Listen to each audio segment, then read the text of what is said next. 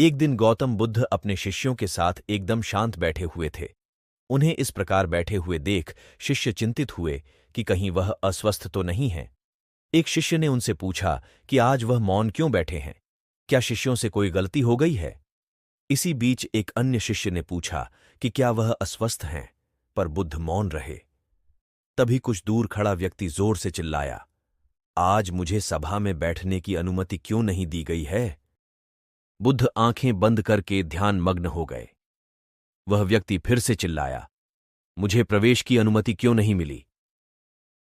इसी बीच एक उदार शिष्य ने उसका पक्ष लेते हुए कहा कि उसे सभा में आने की अनुमति प्रदान की जाए। बुद्ध ने आंखें खोलीं और बोले, नहीं, वह अछूत है, उसे आज्ञा नहीं दी जा सकती। यह सुनकर शिष्यों को बड़ा आश्चर्य हुआ। बुद्ध उनके मन का भाव समझ गए और बोले, हां, वह अछूत है। इस पर कई शिष्य बोले, हमारे आश्रम में जात पात का कोई भेद ही नहीं, फिर वह अछूत कैसे हो गया? तब बुद्ध ने समझाया, आज वह क्रोधित होकर आया है। क्रोध से जीवन की एकाग्रता भंग होती है। क्रोधी व्यक्ति प्राय मानसिक हिंसा कर बैठता है, इसलिए जब तक वह क्रोध में रहता है तब तक अछूत होता है।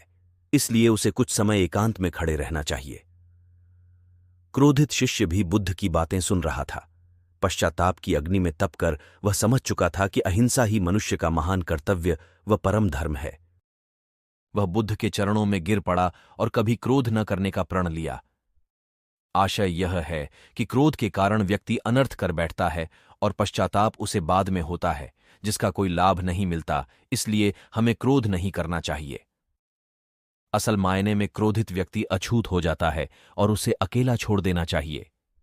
क्रोध करने से तन, मन और धन तीनों की हानि होती है। क्रोध से ज्यादा हानिकारक कोई और वस्तु नहीं है।